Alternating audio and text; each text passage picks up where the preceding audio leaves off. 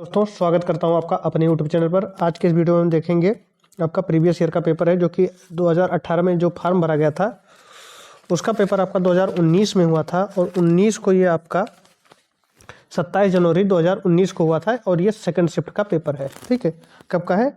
27 जनवरी का है, 2019 में सेकंड शिफ्ट का पेपर है। ठीक है, तो आइए स्टार्ट करते हैं इसे। 2017 का साहित्य अकादमी पुरस्कार किस लेखक को दिया गया है? तो 2017 का जो साहित्य अकादमी पुरस्कार दिया गया है वो किसे दिया गया था? विकल्प आपको दिया गया रामदास मिश्र, रमेश कुंतल मेघ, रमेश चंद्र शाह या फिर मृदुला गर्ग। तो ये जो पुरस्कार दिया गया है वो रमेश कुंतल मेघ को दिया गया था। ऑप्शन बी इसका राइट आंसर हो जाएगा। 2017 का अकादमी पुरस्कार, हालांकि अब ये नहीं पूछा गया, पूछा भी जाएगा तो 2021-22 इस तरीके का पूछा जाएगा या 23 का पूछा जाएगा, ना कि 2017 का। ठीक है, नेक्स्ट है, नीचे दिए गए गद्यांश के बाद प्रश्न 115 से 119 दिए गए हैं। इस गद्यांश को ध्यानपूर्वक पढ़ें और 4 विकल्पों में से प्रत्येक प्रश्न का सर्वोत्तम उत्तर चुनें। आपको गद्यांश पढ़ना है, जैसा कि पिछले 2-3 वीडियो में हमने देखा, गद्यांश पढ़ना है, उस पर आधारित प्रश्नों के उत्तर देना है। तो गद्यांश आपको ठीक से पढ़ने हैं, क्योंकि आपके जो प्रश्न दिए गए हैं उनके उत्तर आपके गद्यांश में ही छिपे हुए होते हैं। तो आइए देखते हैं। व्यवसायीकरण की आंधी से खेलों की दुनिया भी नहीं बची रह सकी। आज खेलों का अपना एक अलग अर्थशास्त्र है। पिछले दिनों भारत में आयोजित इंडियन प्रीमियर लीग यानी आईपीएल ने यह साबित कर दिया कि खेलों का बाजारीकरण किस हद तक किया जा सकता है और यह कितने भारी लाभ का सौदा है। हालांकि पहले से ही क्रिकेट में पैसों की भरमार रही है, लेकिन आईपीएल ने इस खेल की अर्थव्यवस्था को ऐसा विस्तार दिया है कि इसका असर लंबे समय तक बना रहेगा। एक अनुमान के मुताबिक भारत में खेल उद्योग का आकार 10,000 करोड़ रुपए सालाना तक पहुंच गया है। खेलों ने उत्सव का रूप धारण कर लिया है। यह हमारे दिन प्रतिदिन के जीवन को प्रभावित करते हैं। बाजार ने खेलों को एक ऐसे उद्योग में तब्दील कर दिया है जिसमें सामान्य जनजीवन पर असर पड़ने लगा है। मैच के हिसाब से लोग अपनी दिनचर्या तय करने लगे हैं। क्रिकेट के अलावा अगर देखें तो भारत में भी अन्य खेलों में पैसों का दखल बढ़ा है। वर्ष 2008 बीजिंग में संपन्न ओलंपिक ने यह भी साबित कर दिया कि खेलों की अपनी एक अलग अर्थव्यवस्था है और भूमंडलीकरण के इस दौर में इसकी उपेक्षा नहीं की जा सकती है। बहरहाल अब हालात ऐसे हो गए हैं कि खेल प्रतिस्पर्धाएं कई बहुराष्ट्रीय कंपनियों के बजट पर असर डालने लगी हैं। इस बात में किसी को भी संदेह नहीं होना चाहिए कि खेलों ने एक उद्योग का स्वरूप ले लिया है। बहरहाल इस बार के बीजिंग ओलंपिक के 12 मुख्य प्रायोजक थे। इसमें कोटक जैसी कंपनी भी शामिल रही, जिसे आधुनिक खेलों का साथ 1896 ईस्वी से ही दिया है। इसके अलावा ओलंपिक के बड़े प्रायोजकों में कोको कोला भी थी, जो वर्ष 1928 से ओलंपिक के साथ जुड़ी हुई है। इन 12 मुख्य प्रायोजकों से आयोजकों की संयुक्त आमदनी 866 मिलियन डॉलर तक पहुंच गई है। तो ये हमने गद्यांश को पढ़ा। अब इस पर आधारित प्रश्नों के उत्तर हम यहाँ पर देंगे। खेलों की दुनिया किसकी चपेट में आ गई है? भूमंडलीकरण के, सामाजिकरण के, व्यवसायीकरण के या फिर ओलंपिक के? तो जो गद्यांश में दिया गया है उसके माध्यम से हम उत्तर देंगे। तो ये आपका व्यवसायीकरण के चपेट में आ गई है। खेल की अर्थव्यवस्था को बढ़ावा किससे मिला है? खेल उत्सव से, आईपीएल से, कोटक कंपनी से या फिर उद्योग से? तो खेल अर्थव्यवस्था को बढ़ावा उद्योग से मिला है। ऑप्शन डी इसका राइट आंसर हो जाएगा। नेक्स्ट है, बाजार का खेलों पर होने वाले प्रभाव का असर और किस पर दिखाई दे रहा है? अर्थव्यवस्था पर, व्यवसाय पर, आम लोगों पर या फिर पर्यटन पर? तो ये आम लोगों पर दिखाई पड़ रहा है। ऑप्शन सी इसका राइट आंसर हो जाएगा। ये सारे क्वेश्चन जो अभी गद्यांश पर आधारित हैं, इनके उत्तर आपको गद्यांश में ही मिल जाएंगे, इसलिए आपको गद्यांश को ध्यानपूर्वक पढ़ना है। खेल प्रतिस्पर्धाओं का किसके बजट पर असर हो रहा है? बहुराष्ट्रीय कंपनियों के, राष्ट्रीय कंपनियों के, आम जनजीवन के या फिर राजनीतिक लोगों पर? तो किस पर असर पड़ रहा है? तो बहुराष्ट्रीय कंपनियों पर। ऑप्शन ए इसका राइट आंसर हो जाएगा। नेक्स्ट है, विभिन्न आयोजकों से किसकी संयुक्त आमदनी में इजाफा हुआ है? आयोजकों को, जनता को, लोगों की या फिर सरकार की? तो ये किसकी आमदनी में इजाफा हुआ है? तो ये आयोजकों की आमदनी में इजाफा हुआ है। नेक्स्ट है, निम्नलिखित प्रश्न में 4 विकल्पों में से उस सही विकल्प का चयन करें जो दिए गए पद के उचित अलंकार रूप का सबसे अच्छा विकल्प है।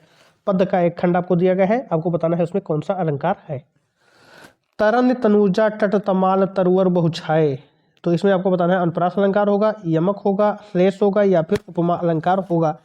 तो इसमें देखिए, जो ता वर्ण है उसकी आवृत्ति हुई है 1 बार, 2 बार, 3 बार, 4 बार, 5 बार। 5 बार इसकी आवृत्ति हुई है किसकी? ता वर्ण की। तो जहां एक ही वर्ण की आवृत्ति बार बार हो वहां पर अनुप्रास अलंकार होता है। ऑप्शन ए इसका राइट आंसर हो जाएगा। निम्नलिखित प्रश्न में 4 विकल्पों में से उस सही विकल्प का चयन करें जो रेखांकित शब्दों का सही अव्यय का भेद हो। अव्यय का भेद आपको यहाँ पर बताना है। और रेखांकित क्या है? दिन भर। आज दिन भर वर्षा होती रही। तो इसमें बताना है कि सही अव्यय क्या है। क्रिया विशेषण अव्यय है, संबंध बोधक अव्यय है, समुच्चय बोधक अव्यय है, या फिर विस्मयादि बोधक अव्यय है। क्या है? दिन भर वर्षा होती रही, तो ये क्रिया विशेषण अव्यय है। ठीक है, वर्षा की विशेषता बता रही है कि पूरे दिन भर होती रही है। तो ये जो अव्यय है आपका दिन भर, वो क्या है? क्रिया विशेषण अव्यय है। चलिए आगे देखते हैं। नेक्स्ट है आपका, निम्नलिखित प्रश्न में 4 विकल्पों में से उस सही विकल्प का चयन करें जो अशुद्ध वाक्य के शुद्ध रूप का सबसे अच्छा विकल्प है। अशुद्ध वाक्य के शुद्ध रूप का, देखिए, आप नानी के घर जाओ, ये अशुद्ध है। इसका शुद्ध रूप हमें बताना है कि 4 में से कौन होगा।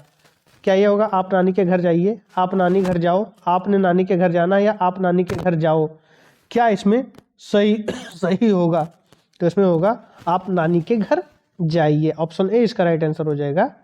क्या सही है? आप नानी के घर जाओ का आप नानी के घर जाइए। नेक्स्ट है, एक छंद में कितने चरण होते हैं? 4 होते हैं, 6 होते हैं, 8 होते हैं, या फिर 10 होते हैं। तो एक छंद में 4 चरण होते हैं। ऑप्शन ए इसका राइट आंसर हो जाएगा। कल भी यही प्रश्न था प्रीवियस ईयर के पेपर में। नेक्स्ट है, निम्नलिखित प्रश्न में 4 विकल्पों में से उस विकल्प का चयन करें जो दिए गए मुहावरों के सही अर्थ वाला विकल्प हो। मुहावरा दिया गया, उसका अर्थ आपको बताना है। गीदड़ भपकी का अर्थ क्या होगा? कोरी धमकी, विरोध करना, धूर्त व्यक्ति, या फिर आरोप लगाना। तो गीदड़ भपकी का मतलब हो जाएगा कोरी धमकी, बेकार की धमकी। ठीक है, चलिए आगे बढ़ते हैं। रस का संबंध किस धातु से माना जाता है? रस शब्द का संबंध जो है वो किस धातु से? श्री से, क्री से, प्री से, या फिर मृ से। एक इसका जो संबंध हो जाएगा वो किससे हो जाएगा? ये श्री धातु से हो जाएगा। ऑप्शन ए इसका राइट आंसर हो जाएगा।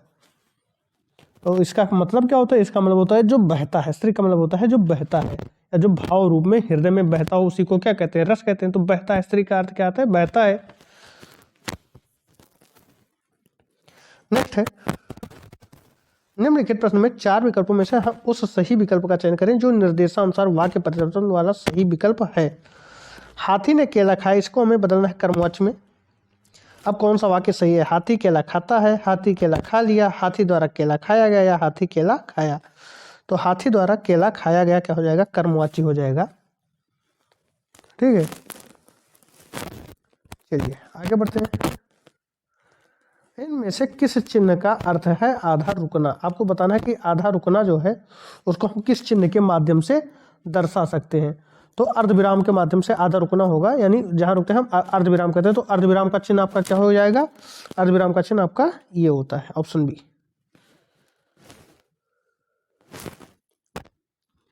नेक्स्ट है, निम्नलिखित प्रश्न में 4 विकल्पों में से दिए गए शब्द के सही समास वाला विकल्प पहचानिए। दशानन, इसका हमें समास विग्रह करना है। 10 है आनंद जिसके, 100 है आनंद जिसके, 10 है आंगन जिसके, या 10 है नान जिसके। तो 10 है आनंद जिसके, अर्थात 10 सिर वाला यानी रावण। ओबरी समास।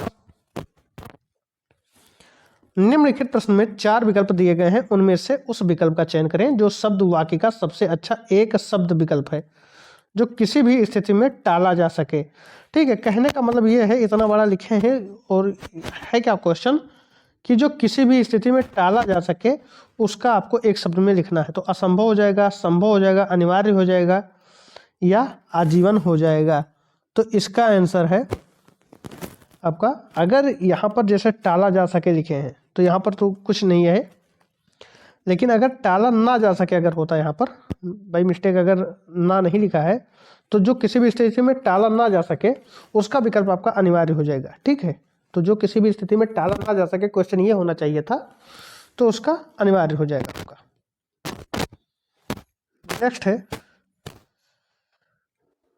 अरुण यहाँ पर दिया गया है। अब पढ़िए क्या है कि इस प्रश्न में 4 विकल्प दिए गए हैं जिनमें से एक शब्द दिए गए अनेकार्थी शब्द का एक अर्थ है।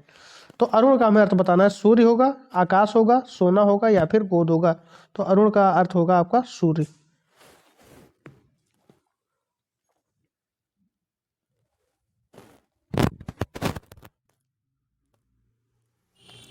ठीक है, चलिए आगे बढ़ते हैं।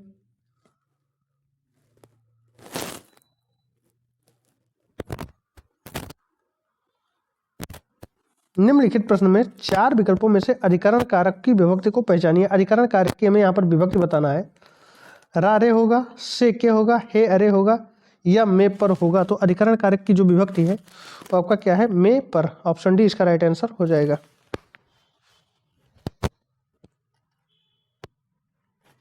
निम्नलिखित प्रश्न में चार विकल्पों में से उस सही विकल्प का चयन करें जो बताता है कि कौन सा पुरुषवाचक सर्वनाम का भेद नहीं है।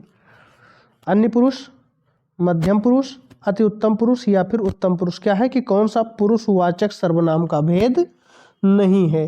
तो पुरुषवाचक सर्वनाम के तीन भेद होते हैं, उत्तम पुरुष, मध्यम पुरुष और अन्य पुरुष। तो उत्तम पुरुष, मध्यम पुरुष और अन्य पुरुष तो आपके हो गए, लेकिन अति उत्तम पुरुष कोई भेद नहीं होता है पुरुषवाचक सर्वनाम का। तो यहाँ पर हम टिक कर सकते हैं कि अति उत्तम पुरुष जो है वो पुरुषवाचक सर्वनाम का भेद नहीं है। नेक्स्ट है, निम्नलिखित प्रश्न में चार विकल्पों में से उस सही विकल्प का चयन करें जो बताता है कि क्रिया भूतकाल से शुरू होकर अभी अभी समाप्त हुई है। उसे हम क्या कहेंगे, सामान्य भूतकाल, आसन्न भूतकाल, अपूर्ण भूतकाल या फिर पूर्ण भूतकाल। तो जो क्रिया भूतकाल से शुरू होकर अभी अभी समाप्त हुई है उसे हम आसन्न भूतकाल कहेंगे। क्या कहेंगे, आसन्न भूतकाल। नेक्स्ट है, निम्नलिखित प्रश्न में वाक्य की संरचना के आधार पर उसका भेद बताइए।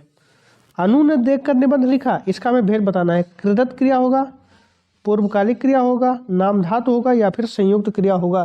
तो यहाँ पर जो भेद है वो आपका क्या है, पूर्वकालिक क्रिया का है। अनु ने देखकर निबंध लिखा, ये क्या है, आपका पूर्वकालिक क्रिया का उदाहरण है। पूर्व नहीं, पूर्णकालिक, ठीक है, ये पूर्णकालिक होगा, पूर्णकालिक क्रिया का उदाहरण है।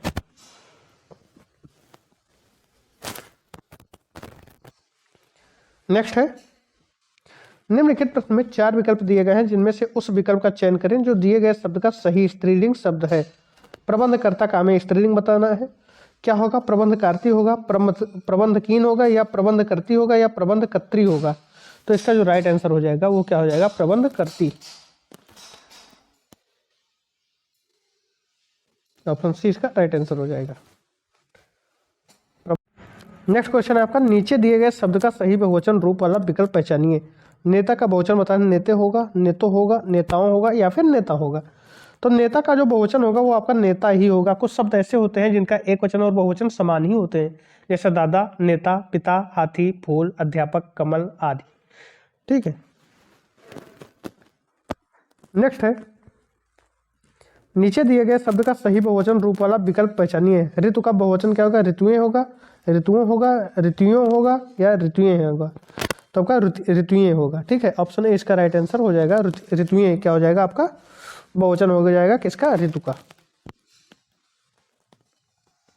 स्वर रहित व्यंजन जब स्वर सहित व्यंजन से मिलता है तब क्या कहलाता है। स्वर रहित व्यंजन जो है स्वर सहित व्यंजन से मिलता है तब क्या कहलाता है, संयुक्ताक्षर, द्वित्व, तालव्य या फिर स्वर तंत्रीय। तो इसे क्या कहा जाता है, तो इसे संयुक्ताक्षर कहा जाता है। क्या कहा जाता है, संयुक्ताक्षर। ऑप्शन ए इसका राइट आंसर हो जाएगा। नेक्स्ट है, कौन सा व्यंजन नासिका द्वारा उच्चारित होता है, ड़ा, जा, डा या फिर दा। तो नासिका द्वारा उच्चारित होने वाले कौन कौन से वर्ण हैं आपके, तो मैं आपको बता दूं, ना होता है, मा होता है, ड़ा होता है। ये क्या होते हैं, नासिका के द्वारा उच्चारित होते हैं। तो इसमें देखिए ड़ा आपका दिया गया है, तो ये आपका क्या हो जाएगा, ऑप्शन ए इसका राइट आंसर हो जाएगा। ड़ा जो है वो नासिका द्वारा उच्चारित है। नेक्स्ट है आपका, यह निम्न वाक्य विशेषण की किस अवस्था से, यह करेला कड़वा है, उत्तरावस्था है, मूलावस्था है, उत्तमावस्था है या फिर अधिकावस्था है। तो ये आपका क्या है, मूलावस्था है। यह करेला कड़वा है, मूलावस्था है, इसमें किसी से तुलना नहीं हो रही है। नेक्स्ट है, तुलसीदास जी द्वारा रचित प्रसिद्ध महाकाव्य का नाम क्या है, रामचंद्रिका है, रामचरितमानस है, अखरावट है या फिर चंद्रसार है। तो तुलसीदास द्वारा रचित जो प्रसिद्ध महाकाव्य है वो आपका क्या है, रामचरितमानस। नेक्स्ट, रंगभूमि किस प्रसिद्ध लेखक द्वारा रचित उपन्यास है, प्रेमचंद के द्वारा, हरिशंकर परसाई के द्वारा, धर्मवीर भारती के द्वारा या फिर विष्णु शर्मा के द्वारा। तो ये रंगभूमि जो है वो आपका प्रेमचंद के द्वारा रचित उपन्यास है। ऑप्शन ए इसका राइट आंसर हो जाएगा। नेक्स्ट है, इनमें से कौन सी जयशंकर प्रसाद जी की प्रसिद्ध रचना है? परिमल, नीरजा, कामायनी या फिर अनामिका? तो कामायनी महाकाव्य जो है वो जयशंकर प्रसाद जी की प्रसिद्ध रचना है। नेक्स्ट है, निम्नलिखित प्रश्न में 4 विकल्पों में से उस विकल्प का चयन करें जो दिए गए शब्द का सही समान अर्थ वाला शब्द है। कौशल का में समानार्थी शब्द बताना है। दक्षता होगा, नीड़ होगा, ज्योत्सना होगा या फिर चपल होगा? तो कौशल का दक्षता होगा। ऑप्शन है इसका राइट आंसर हो जाएगा। नेक्स्ट है, निम्नलिखित प्रश्न में 4 विकल्पों में से उस विकल्प का चयन करें जो सही विकल्प है। अवगुण शब्द में कौन सा उपसर्ग है ये बताना है आपको। गुण है, आ है, औ है, ड़ा है। ठीक है, तो उपसर्ग क्या होता है? जो आगे लगता है, शब्द के आगे लगता है, तो औ हो जाएगा आपका। ऑप्शन सी इसका राइट आंसर हो जाएगा। नेक्स्ट है, निम्नलिखित प्रश्न में 4 विकल्प दिए गए हैं जिनमें से एक शब्द दिए गए हैं, शब्द का सही तद्भव रूप आपको बताना है। ग्राम का तद्भव बताना है। ग्राम आपका तत्सम है तो उसका तद्भव बताना है। शहर होगा, गांव होगा, सड़क होगा, खेत होगा। तो गांव होगा क्या? तद्भव किसका? ग्राम का। नेक्स्ट है, निम्नलिखित प्रश्न में 4 विकल्पों में से उस विकल्प का चयन करें जो प्रत्यय से नहीं बना है। लालिमा, टुकड़ी, शक्तिमान या फिर सफल? ऐसे शब्द बताने हैं जो प्रत्यय से नहीं बना है। तो आपका जो सफल है उसमें कोई प्रत्यय नहीं है। ऑप्शन डी इसका राइट आंसर हो जाएगा। इसमें क्या है? सा उपसर्ग लगा है। नेक्स्ट है, निम्नलिखित प्रश्न में 4 विकल्पों में से उस विकल्प का चयन करें जो सही संधि विच्छेद वाला है। सूक्ति का सही संधि विच्छेद करना है तो सुधन उक्ति होगा, साधन उक्ति होगा, सुधन उक्ति होगा या साधन उक्ति होगा? तो इसका राइट आंसर हो जाएगा वो क्या हो जाएगा? सुधन उक्ति यानी संदर्भ उक्ति, सुधन उक्ति। ठीक है, तो ऑप्शन ए इसका राइट आंसर हो जाएगा। आज का लास्ट क्वेश्चन है, निम्नलिखित प्रश्नों में 4 विकल्प में से दिए गए शब्द के विपरीत अर्थ वाला विकल्प चुनिए। यहाँ पर आपको विलोम चुनना है। बंधन का क्या होगा? बांधना, रिश्ता, छोड़ना या फिर आपका हो जाएगा मुक्त। ठीक है, तो बंधन का जो हो जाएगा वो आपका क्या हो जाएगा? मुक्त हो जाएगा। तो ऑप्शन डी इसका राइट आंसर हो जाएगा। ठीक है, तो इस तरीके से हमने आपके हिंदी के पोर्शन को देखा इसमें, जो प्रीवियस ईयर पर आधारित था। ठीक है, मिलते हैं नेक्स्ट वीडियो में जिसमें एक और प्रीवियस ईयर क्वेश्चन पेपर हम देखेंगे। धन्यवाद।